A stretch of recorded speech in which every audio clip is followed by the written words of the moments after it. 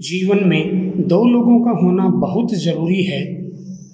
एक कृष्ण का जो न लड़े फिर भी जीत पक्की कर दे, दूसरे कर्ण का जो हार सामने होने पर भी साथ न छोड़े। केमिस्ट्री की ऑनलाइन क्लास में मैं नरेश जांगिड़ आप सभी बच्चों का हार्दिक अभिनंदन करता हूँ। कल तक बेटा अपन ने जो पढ़ा था अपन ने उसे आगे आज अपन लेते हैं। उससे पहले अपन होमवर्क के क्वेश्चन पे चर्चा करते हैं। आपको होमवर्क के क्वेश्चन दिए थे। एक क्वेश्चन ये था, बहुलकों का भार औसत अनुभार ज्ञात करने का सूत्र दीजिए। बोर्ड 2018 के पेपर में आया हुआ है। तो सॉल्यूशन क्या होगा बेटा इसका, m बार w इज इक्वल टू भार औसत अणुभार n1 m1 square plus n2 m2 square plus m3 square dot dot dot. Suppose that कणों की संख्या बहुलक नमूने में या बहुलक अणुओं की संख्या i है तो ni mi स्क्वायर बट्टे n1 m1 plus n2 m2 plus dot dot dot ni mi। इसी को अपन ये भी राइट कर सकते हैं, सबका सम करें अपन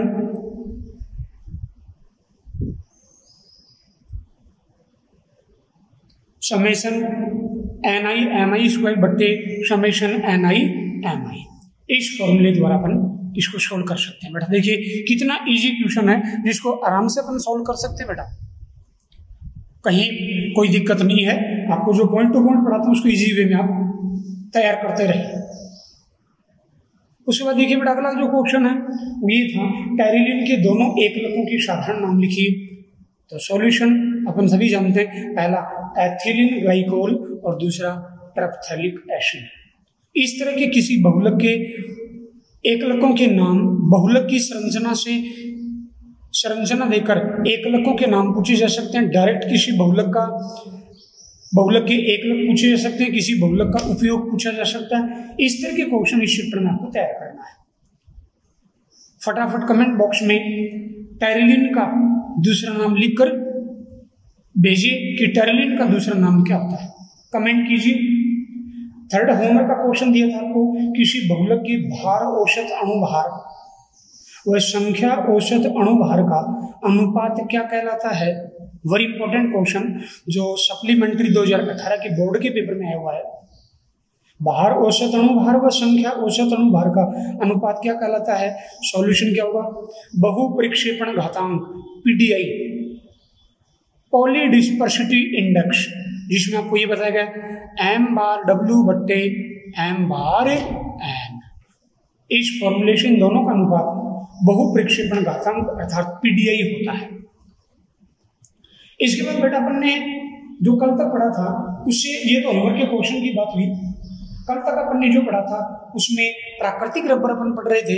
प्राकृतिक रबर जो होता है वो किसका बहुलक होता है, आइसोप्रीन का। किसका होता है बेटा, आइसोप्रीन। जिसकी स्ट्रक्चर कल आपको बताई थी, CH2 double bond C CH3 CH double bond CH2। इसको क्या बोलते हैं, आइसोप्रीन। आयुपैक नेम करें, कल बताया था आपको। इधर से अपन इसका नंबरिंग करेंगे। 2 मिथाइल, हिंदी में 2 मैथिल 1,3 ब्यूटा डाइइन। इसकी n यूनिट आपस में समबहुलीकरण करें तो बहुलक जो बनेगा ये डबल बॉन्ड आगे चला जाएगा इन दोनों कार्बन के बीच में, जैसे आपको कल बताया था मैंने।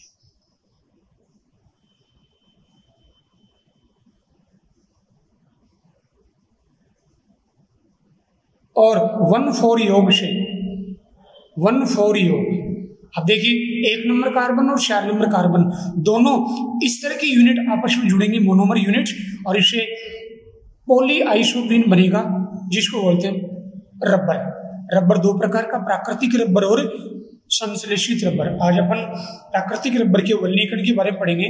इसका टोटल अपन करें, कार्बन कितने इससे मोनोमर में 5, हाइड्रोजन कितने हैं, देखिए बेटा हाइड्रोजन भी कितनी है इसमें 8, 2 3 5 1 6 और 2 8, और ये n यूनिट आपस में जुड़कर बहुलीकृत होकर पॉलीआइसोप्रीन बनाती है। कल आपको बताया था प्राकृतिक रबर का समथन क्या होता है, C5H8 ऑल N।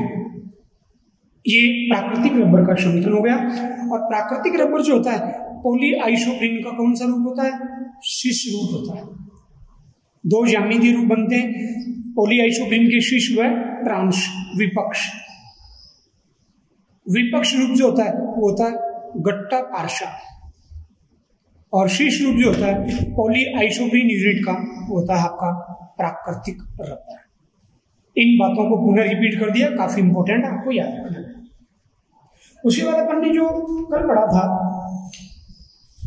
उसमें अपन ने जो प्राकृतिक रबर है शीर्ष रूप और जो इसका विपक्ष रूप है ट्रांस रूप है, दोनों की अपन ने स्ट्रक्चर बनाई थी बेटा। और दोनों के स्ट्रक्चर में खास बात CH2 यदि एक की ओर हो तो वो कौन सा रूप बनेगा, आपका पॉलीआइसोप्रीन का समकक्ष रूप बनेगा। और समकक्ष रूप जो होता है इसी को अपन बोलते हैं प्राकृतिक रबर। क्या बोलते हैं बेटा, प्राकृतिक रबर बोला जाता है। और CH2 यदि ऑपोजिट डायरेक्शन में हो द्विबंधित कार्बन के, तो वो आपका कौन सा पॉलीआइसोप्रीन बनेगा, मतलब गट्टा पार्शा जो दूसरे प्रकार का रबर है वो प्राप्त होता है। इन सब के बाद देखिए बेटा आज अपन पढ़ते हैं रबर का वल्लीकरण।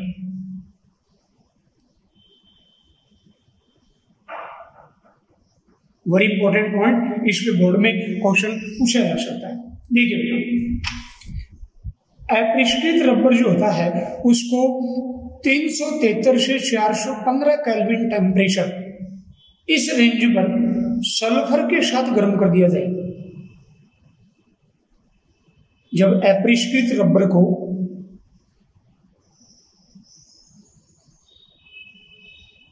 रबर के साथ सल्फर के साथ इतने टेम्परेचर पर गर्म कर दिया जाए तो अपरिष्कृत रबर में द्विबंध की क्रियाशील स्थितियों पर सल्फर तिर्यक बंध बन जाते हैं, सल्फर सेतु बन जाते हैं। इस प्रक्रिया को बोलते हैं वल्लीकरण। और प्राप्त रबर कहलाता है वल्लीकृत रबर। क्या कहलाता बेटा, वल्लीकृत रबर कहलाता है। अब देखिए बात करते हैं सल्फर की बेटा। सल्फर एक ऐसा अधातु तत्व है, आपको नॉलेज काफी इंपॉर्टेंट बातें केमिस्ट्री की जो बिल्कुल चटपटी बातें जिनके बारे में आपको नॉलेज नहीं है, ध्यान से सुनिए। सल्फर एक ऐसा तत्व होता है जो सूखा होने पर 2 किलो, गीला होने पर 1 किलो और जलाने पर 3 किलो हो जाता है। कितना हो जाता है, 3 किलो। यानी सूखा होने पर 2 किलो इसका वजन, और वही गीला होने पर 1 किलो और जलाने पर कितना देगा, 3 किलो।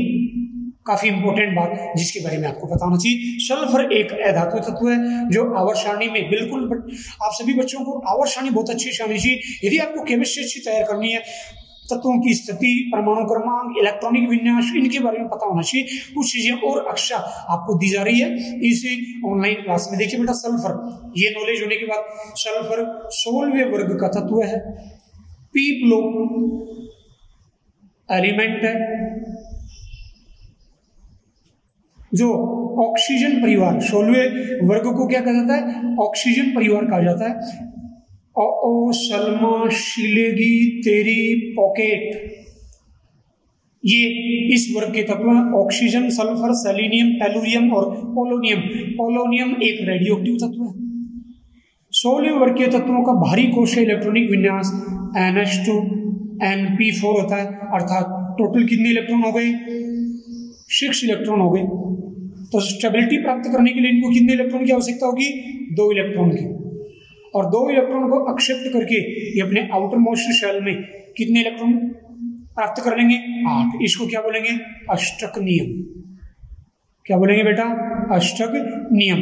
बात करें ऑक्सीजन की, तो ऑक्सीजन अपने बाहरी कोश में डी कक्षक अनुपस्थित होने से अपनी संयोजकता का विस्तार नहीं कर सकता,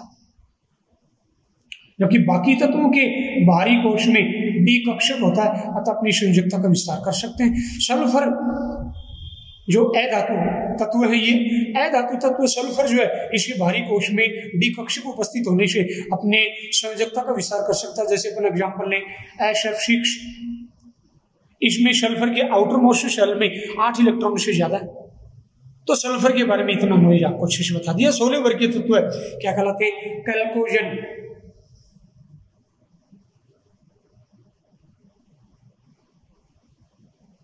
क्या कहलाते हैं बेटा? कैल्कोजन कहलाते हैं, जिसका अर्थ है अयस्क बनाने वाले, अयस्क बनाने वाले तत्व। कॉपर के साथ ऑक्सीजन, सल्फर व अन्य 16 वर्ग के अन्य तत्व क्रिया करके ऑक्साइड, सल्फाइड ये बनाते हैं। अतः इन तत्वों को चैल्कोजन कहा जाता है, जिसका अर्थ है अयस्क बनाने वाले। कॉपर के साथ ऑक्सीजन, सल्फर व अन्य तत्व क्रिया कर ऑक्साइड व सल्फाइड अयस्क बनाते हैं। ये सब नॉलेज की बातें आप पी ब्लॉक चैप्टर में आप पढ़ रहे हैं बेटा। तो अपरिष्कृत रबर को सल्फर के साथ, वापस बहुलक वाले चैप्टर में ऑर्गेनिक केमिस्ट्री में आते हैं। अपरिष्कृत रबर को सल्फर के साथ 373 से 415 केल्विन ताप पर गर्म करें तो द्विबंध की क्रियाशील स्थिति पर सल्फर तिर्यक बंध बन जाते हैं। इस प्रक्रिया को बोलते हैं वल्नीकरण, और प्राप्त रबर कहलाता है आपका वल्नीकृत रबर। अब अपन बेटा द्विबंध की क्रियाशील स्थिति पर सल्फर तिर्यक बंध बनाते हैं। वी नो दैट, अभी अपन ने बहुलक की संरचना बनाई ये रही पॉलीआइसोप्रीन की। तो देखिए बेटा इसके अपन स्ट्रक्चर बनाते हैं। CH3, इन दोनों के बीच में, दोनों कार्बन के बीच में डबल बॉन्ड है, ये रहा। ये डबल बॉन्ड खुल जाएगा और देखिए बेटा इस तरह से सल्फर की द्विबंधित की क्रियाशील स्थिति पर एक बंध खुलते ये इस कार्बन की संयोजकता इंक्रीज हो जाएगी और इस दूसरे कार्बन की संयोजकता इंक्रीज हो जाएगी।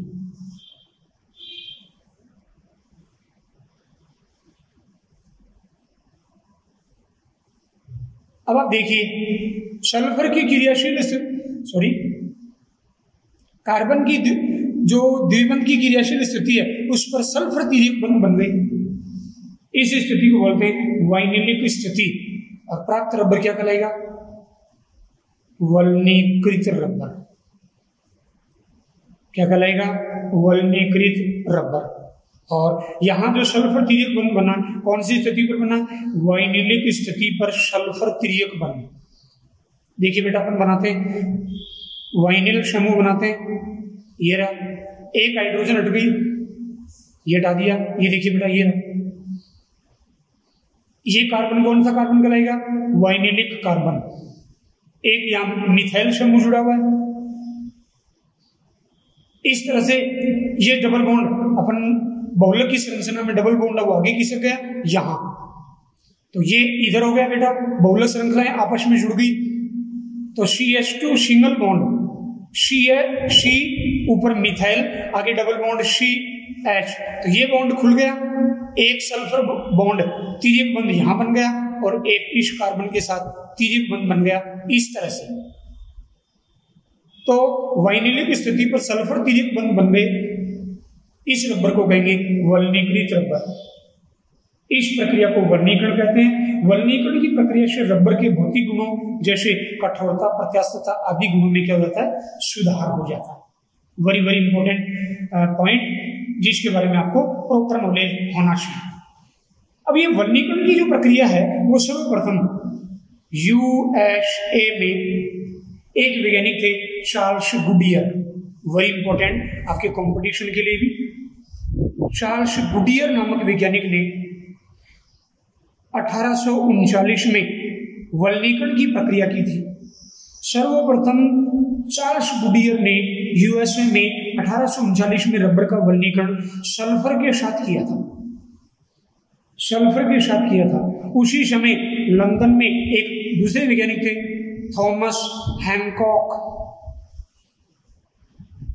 इन्होंने रबर का वल्लीकरण किया और 1843 में इस प्रक्रिया का पेटेंट करवा लिया, ऑथेंटिक हो गया ये कार्य, इनका पेटेंट करवा लिया थॉमस हैनकॉक ने। तो वल्लीकरण की प्रक्रिया सबसे पहले किसने की थी? चार्ल्स गुडियर ने। कब? 1839 में। और वल्लीकरण की प्रक्रिया का पेटेंट किसने करवाया? थॉमस हैनकॉक ने। अब इसका यूज क्या है? टायर बनाने वाला जो भी रबर होता है उसके उत्पादन में 5% सल्फर का उपयोग करते हैं। इससे उस रबर में सल्फर तिर्यक बंध बन जाएंगे, जिससे उसकी कठोरता क्या हो जाएगी? उस टायर बनाने वाले रबर की कठोरता क्या हो जाएगी? इंक्रीज होगी, और वो टायर जल्दी से घिसता नहीं है। तो इस प्रकार देखिए बेटा, रबर की वल्लीकरण की प्रक्रिया क्या क्या यूज करते हैं, कितने तापमान पर होता है, ये वल्लीकरण की परिभाषा प्राप्त। रबर वल्लीकरण, रबर जब ये गर्म करते हैं तो होता क्या है, जो द्विबंध की क्रियाशील स्थिति पर सल्फर का तिर्यक बंध बन जाएगा, सल्फर सेतु बंध बन जाएगा।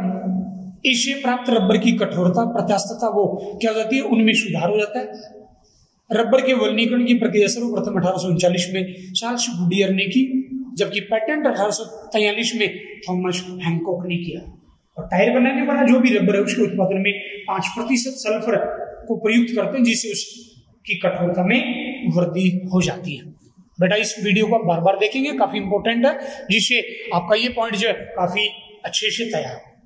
आपको पीछे की वीडियो में मैंने कहा था कि आपका एक टेस्ट पेपर लेंगे, तो आज आपका जितना आपको पढ़ाया गया है उससे रिलेटेड आपसे एक पेपर है वो सोल्व करवाते हैं। देखिए बेटा,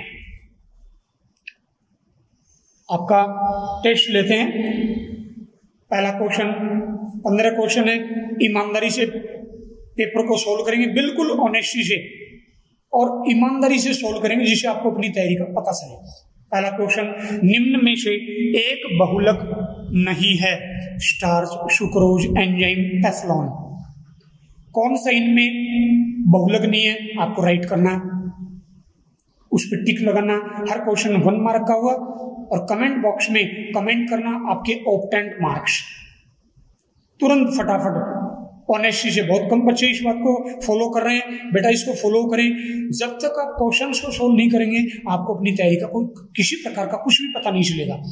इसीलिए मैं भी रेगुलर आपसे क्वेश्चन करवा रहा हूँ, होमवर्क भी दे रहा हूँ, और बीच बीच में आपका टेस्ट भी ले रहा हूँ। नेक्स्ट क्वेश्चन, निम्न में संघनन बहुलक कौन सा है? 4 ऑप्शन दिए गए, Teflon, styrene, nylon, double 6, NOTA, none of the above. उपरोक्त में से कोई नहीं, आपको सोल्व करना है। योगात्मक बहुलीकरण की प्रक्रिया है संघनन क्रिया, विलोपन, पदंश, वृद्धि बहुलीकरण या श्रृंखला वृद्धि क्रिया, कौन सा वो आपको टिक करना है। बहुलकों के बारे में असत्य कथन है। पहला, बहुलक पर कोई आवेश नहीं होता, काफी अच्छा क्वेश्चन है। बहुलक कम अनुभार वाले होते हैं, बहुलक की सांद्रता उच्च होती है, बहुलक प्रकाश फैलाते हैं। आपको असत्य ढूंढना, क्वेश्चन को अच्छे से पढ़ना बेटा आपको। नेक्स्ट है, निम्न में से किस में एस्टर बंध पाया जाता है? रबर, नाइलॉन, बेकेलाइट या टेराइलिन। नेक्स्ट क्वेश्चन,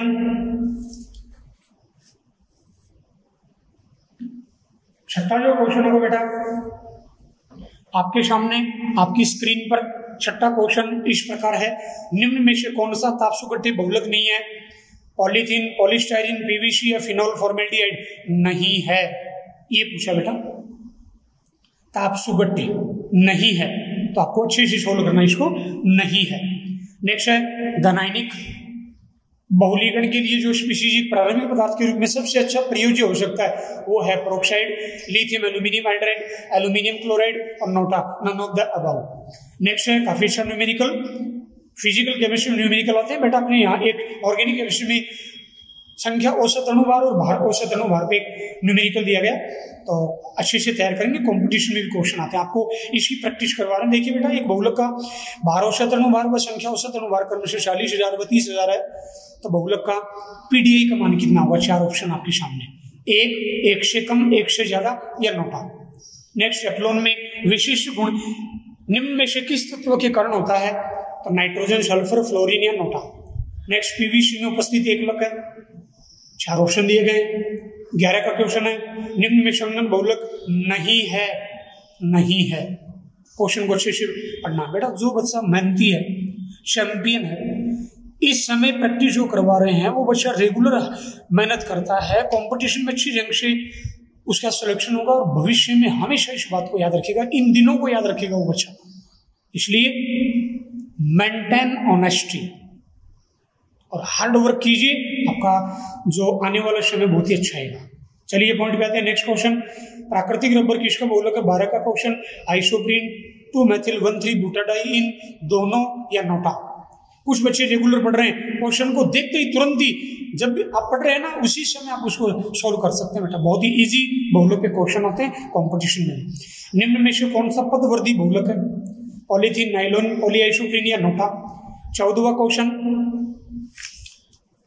14 का क्वेश्चन देखिए बेटा, जब रबर को सल्फर के साथ गर्म करते हैं तो ये प्रक्रिया क्या कहलाती है? सल्फोनीकरण, गैल्वनीकरण, नाइट्रीकरण या NOTA. None of the above. और आपका 15वां जो क्वेश्चन है बेटा, ये देखिए आपका 15वां क्वेश्चन, निम्न में कौन सा एक बहुलक है? तो देखिए बेटा, पॉलीथीन, टेफ्लॉन, पीवीसी या नाइलॉन डबल 6। आई होप आप बेटा समझ रहे होंगे कि आपको ये क्वेश्चन क्यों दिए गए हैं, आपको क्यों प्रॉब्लम्स को सोल्व करवाया जा रहा है, आपकी अच्छी तैयारी हो, आपको पता भी चले कि मेरी तैयारी कितनी अच्छी चल रही है। आप हार्ड वर्कर बनेंगे। एक बार पुनः आपको जाते वक्त कह रहा हूं, कर दिखाओ कुछ ऐसा कि सभी बच्चे बनना चाहें आप जैसा। जय हिंद, जय भारत।